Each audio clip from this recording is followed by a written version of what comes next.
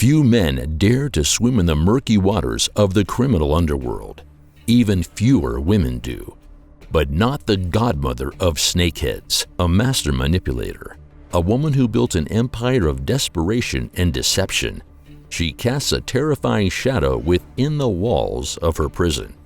Join us as we uncover the chilling legacy of a woman who turned desperation and vulnerability into her greatest weapon. This is the story of Sister Ping, the most feared Asian woman in prison. To properly understand Sister Ping's greatness in prison, we need to know what sort of life she lived outside the prison walls.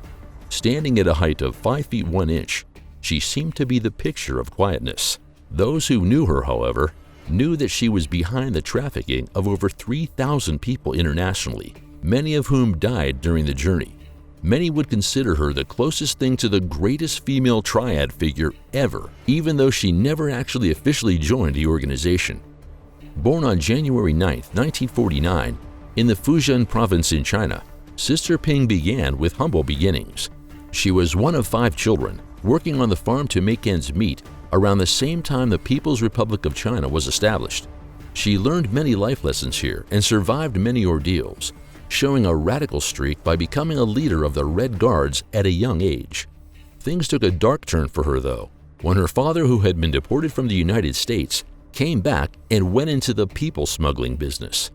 Initially, Ping resisted. Instead, she got married, moved to Hong Kong, started a business, and became slightly successful. However, the tide of immigration called, and she abandoned her business to try moving to the United States. She succeeded and, with her husband, opened up a shop that took care of homesick Fujianese immigrants. It was from here she decided to open a felonious business that would echo through the halls of history, placing her at a level of organized crime that few women ever aspired to reach. Throughout the 1980s and 1990s, she single-handedly ran a vast human smuggling operation that transported thousands of illegal immigrants to the U.S., often through dangerous journeys on cargo ships, and for over $30,000 per person. She got caught early in her career, but due to a language barrier and her cooperation, she was allowed a reduced sentence of just 4 months. But they didn't call her the Godmother of the Snakeheads for no reason. Business picked up again after the U.S. government offered sanctuary to Chinese students after the Tiananmen Square incident.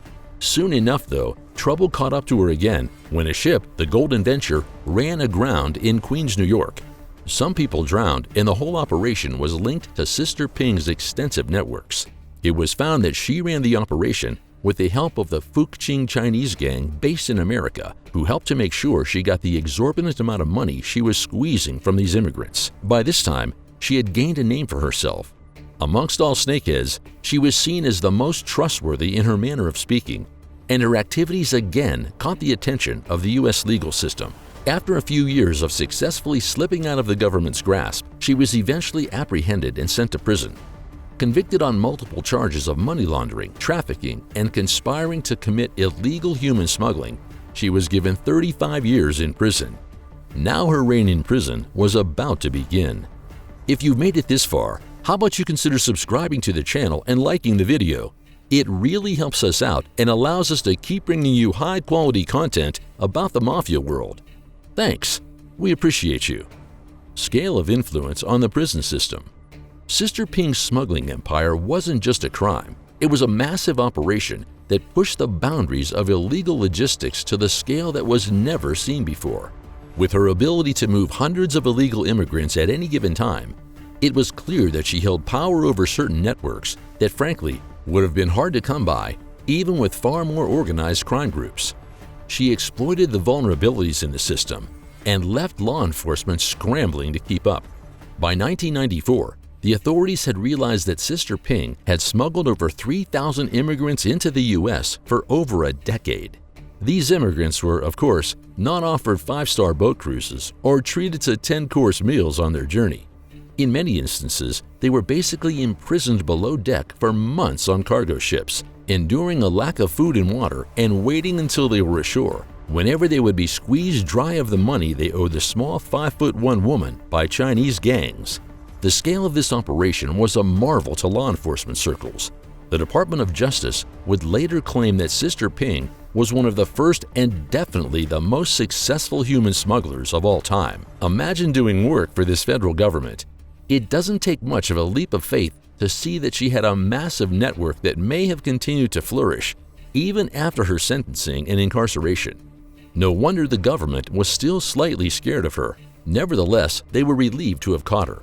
They were aware of the potential implications of her continued influence and the possibility of her continuing to orchestrate illegal activities behind bars was always considered. Vigilance was advised, although it wasn't needed. When Sister Ping eventually got to the prison, her personality went through the most unexpected of changes. Sister Ping in prison. Within the prison walls, Sister Ping's reputation already preceded her. Male gangsters head to the prisons ready to intimidate and pummel everyone else to climb to the top of the hierarchy, but Sister Ping took a different approach. Her authority stemmed from the criminal ingenuity that allowed her to evade capture for years on end, her resourcefulness, and her vast networks that spanned continents. Amongst her fellow inmates, she was respected and feared. The fellow prisoners knew that she had overseen one of the most sophisticated smuggling rings in the world and that she had the support of the most dangerous gangs. This allowed her to occupy a space of a quiet power in prison. And though she no longer ran the operation, the weight of her past deeds and the connections that she undoubtedly maintained outside the prison walls left most of her fellow inmates with a sense of self-preservation. This is for the inmates who still saw human trafficking as a crime, by the way. For those who were most street-hardened, there was undoubtedly a level of admiration, especially when they knew about her exploits. She was a woman who evaded authorities for years, amassed a fortune of nearly $40 million, and outwitted the FBI and Naturalization Service for years before being captured. She'd been captured before, but with a mix of wits and bribery, she was able to escape custody. They were only able to capture her once again when Interpol saw her son's name listed on a flight from Hong Kong to New York, and it took more than 40 agents from Hong Kong Narcotics Bureau to apprehend her at the airport. If she continued to play her cards right, she definitely could have fought extradition back to the US. But alas, here she was, serving 35 years in jail. Despite all this, her demeanor was outwardly calm and composed at the Federal Corrections Institution, Danbury, where she was eventually incarcerated. In prison, she earned the name Mama Chang, which stood as proof that the Godmother of Snakeheads was actually well-liked, at the very least amongst the inmates. According to an old report, she tried her best to offer food and clothes to those who needed help or were distressed. Having grown up in such circumstances, she apparently didn't want anyone else to suffer the same fate. The duality of humans. Today, allowing impoverished immigrants to starve in cargo ships. Tomorrow, taking care of fellow inmates because memories of childhood were triggered. The Godmother of Snakeheads was truly a mystifying character, if anything. The government continued to fear her, even in prison.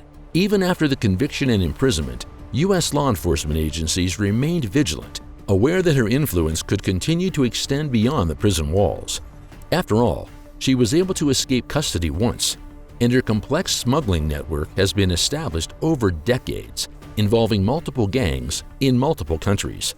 The possibility of her continuing to operate or influence the flow of immigrants in harmful ways persisted, and Uncle Sam knew that dismantling such a sophisticated operation would take more than imprisoning its leader. After the Golden Venture tragedy, she had escaped back to her home village in China, where she enjoyed the protection of Chinese authorities and continued to run the business for 6 long years before she was caught.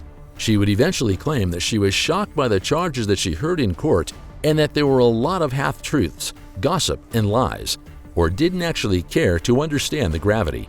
She also admitted that apart from using cargo ships, she helped ferry some of the villages from her village by airplane with fake IDs. She claimed she quit the operation the first time she was given a light sentence, but that, unfortunately for her, she already had gained enough fame in Chinatown for being the most trusted snakehead. The same operations that got her fame and money were the same operations that landed her in prison. And in 2013, she contracted cancer and died a peaceful death. While her claims may be false, there's a possibility that her accuser for the Golden Venture operation, Guo Liang, who was arrested as the main leader, had lied to reduce his federal sentence. Although we may never know, especially now that the Godmother of Snakeheads is dead, the fact remains that she is the most resourceful woman to have ever graced the organized Asian crime world. For more dark stories of the underworld, subscribe to the channel and ring the notification bell to never miss an update.